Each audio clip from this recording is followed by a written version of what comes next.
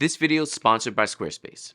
Now that you've just gotten your XT5, unboxed it, and are ready to use it, let's talk about your settings. Today I'm going to be sharing with you the settings I generally use on my XT series cameras that help me get through demanding days such as weddings. We'll be focusing mainly on the photo settings, not as much so the video, but we will touch on that as well.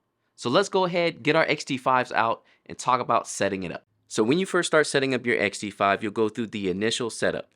This is what time it is, the date, all of that kind of stuff. So I've already done that. That's very straightforward. Let's go ahead and hit the menu OK button and get into our menu. So when you start out in the Fujifilm settings, you always start in the image quality settings. This is where we can change our image size. This mainly deals with our JPEGs. We have our image quality. Fine is going to be your best setting for your JPEGs. You see here we also have normal, fine raw, normal and raw, and just raw. So again, if you like to shoot in raw, make sure you're setting this up before your shoot. We have our raw recording. I generally will do lossless. Now keep in mind, I'm a wedding photographer and I need a lot of photos.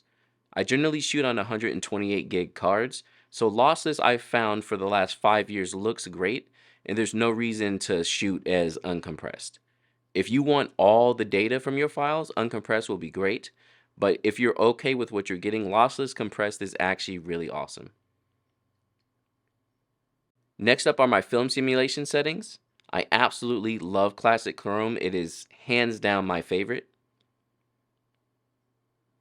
And generally, if I'm shooting in JPEG and I want that film look, I do turn on my grain effect. I like weak and large, but you can set this up any way you want to. Color Chrome effect, I generally will leave off. Same with Color Chrome FX.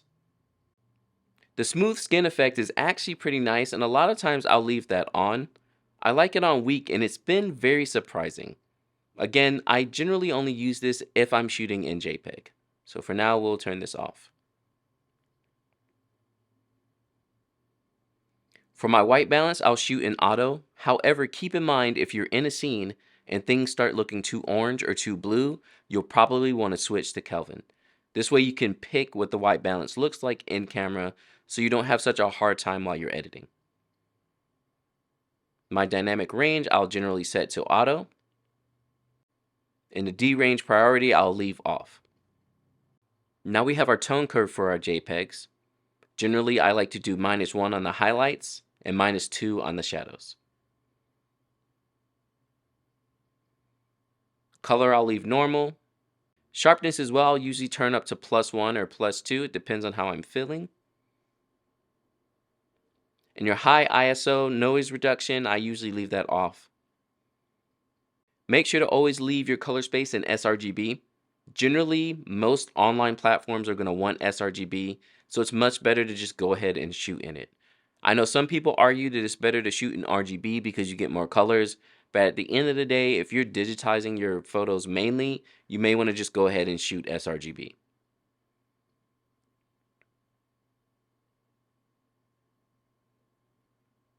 Next up, we have our focus settings.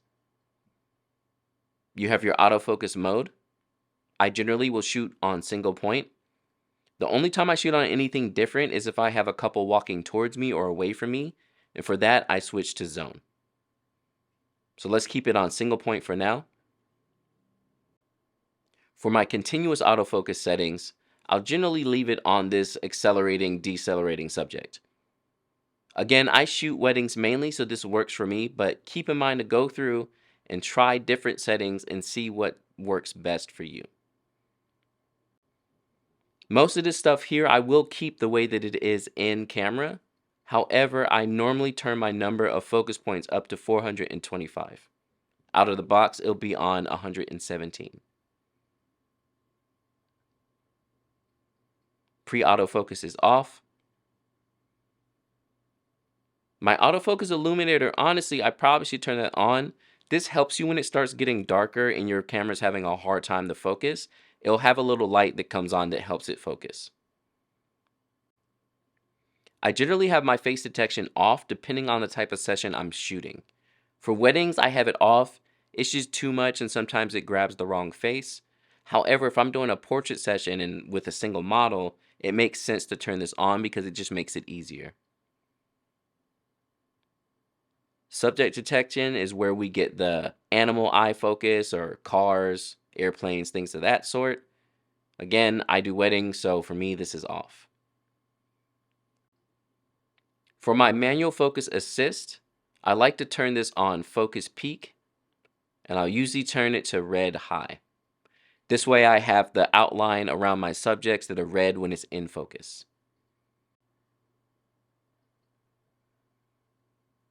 Focus check is off.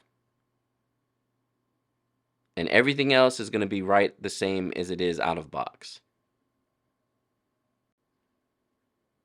One thing I do turn off is the touchscreen, mainly because sometimes my nose presses it while I'm using the viewfinder, and it just ends up getting in the way. So I can still use it when I'm viewing photos and things, but I always turn this to off. Next up, we have our shooting settings. For your drive settings, this is going to be how fast your shutter is. And honestly, I turned down the low speed to 5.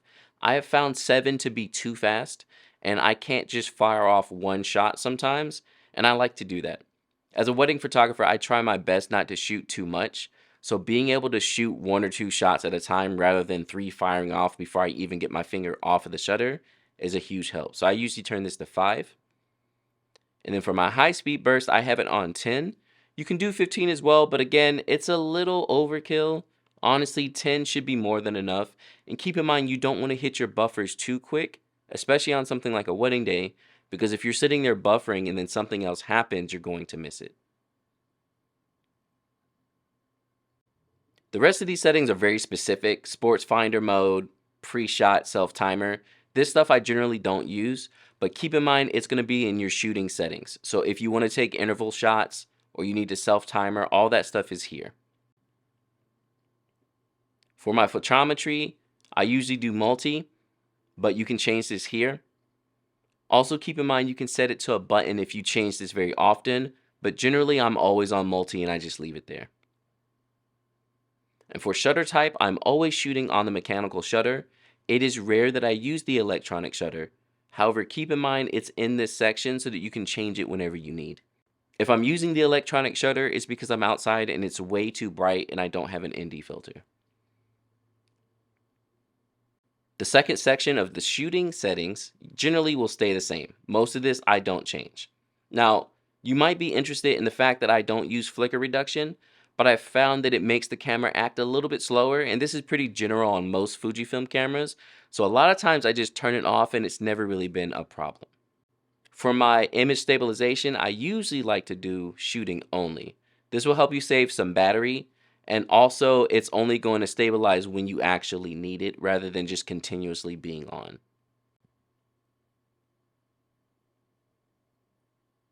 Your flash settings are going to be the same, and keep in mind they'll change if you actually put a flash on them. So right now we can't change anything because I don't have a flash on my camera.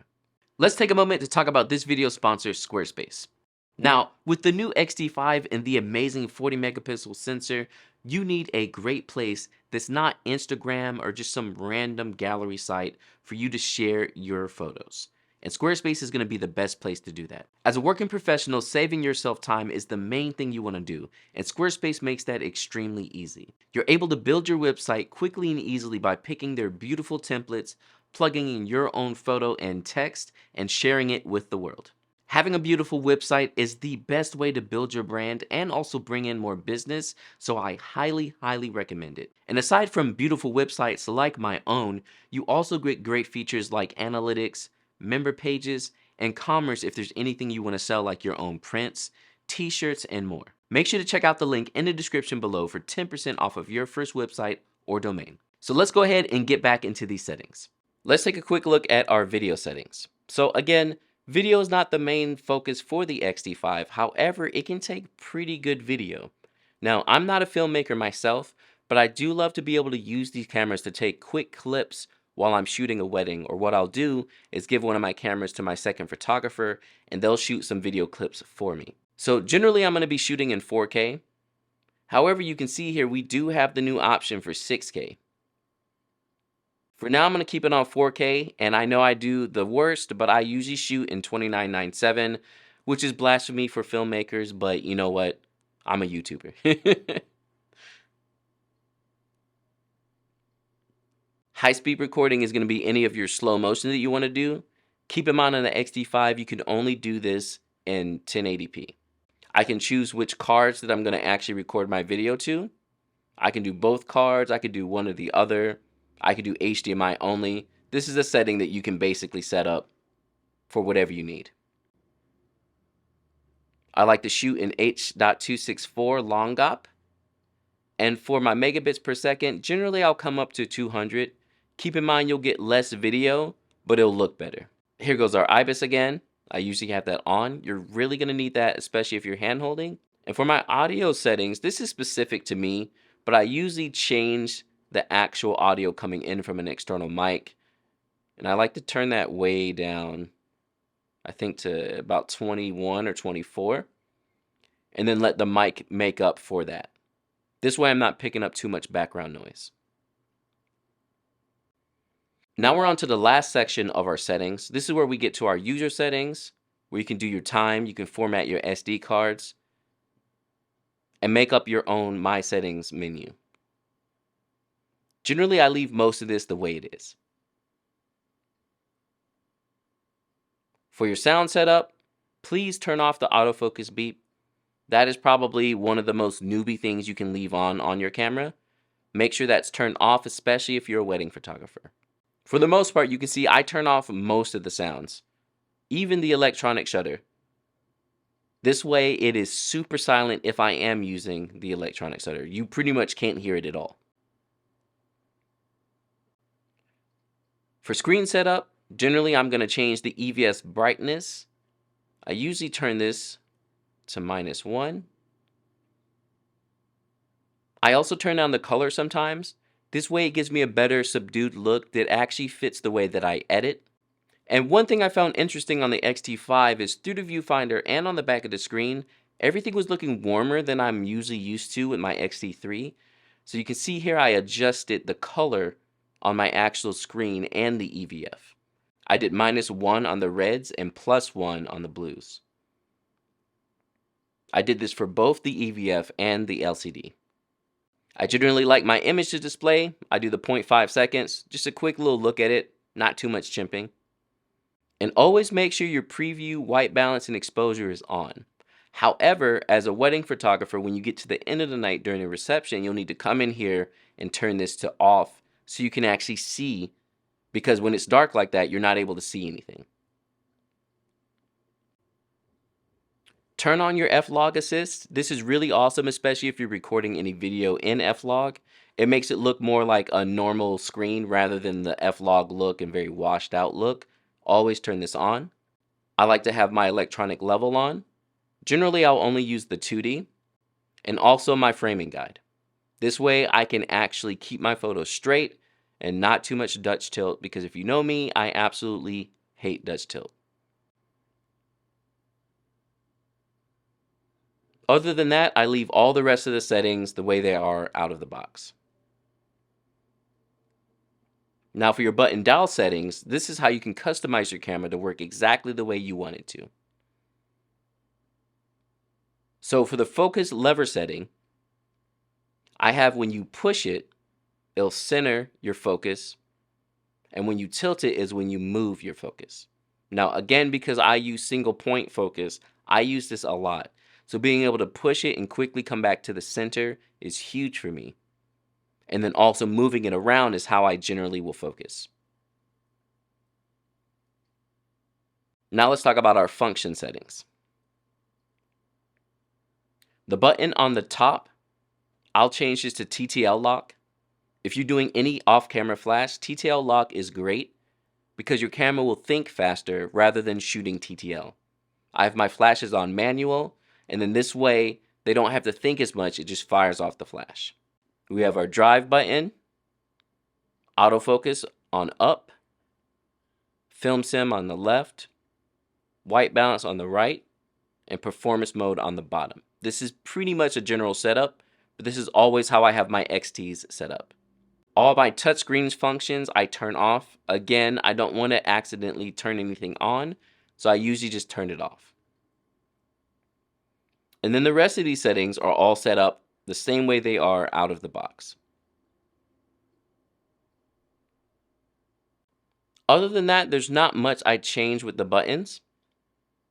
But one thing I do always change on every camera is the shoot without lens. You turn that on. If you want to use a vintage lens and adapt it to your XT5, you'll have to turn this on so it will actually shoot. Because when you're adapting, it doesn't think it has a lens on. So turn this on, and then shoot without card, turn that off. The last thing you want to do, especially if you're shooting paid events, is go to the event, shoot it, and then realize you don't have an SD card in your camera. With this turned off, your camera won't let you take any photos at all, and it'll warn you of the fact that you don't have an SD card in your camera. So this is huge. Please set this to off. Last but not least, I generally will go into power management and turn off the auto power off. I turn off the camera myself during a wedding day. I don't want my camera turning off on me. The last thing I want is for something to happen, me to grab my camera and then it to be off. So auto power off is off. And then under Save Data Setup, this is where you can set your SD cards to either be sequential or backup. Again, if you're shooting a paid event, you'll want to switch it to backup, not sequential. And I'm not really going to go over the Bluetooth and Wi-Fi settings, but keep in mind this is here. This is how you'll connect to the app and move photos over from your camera onto your phone. Now that you have your XT5 set up, don't forget to check out these videos here, which will give you more information about the XT5. We have photo shoots, reviews, and so much more. And I'll catch you in the next videos.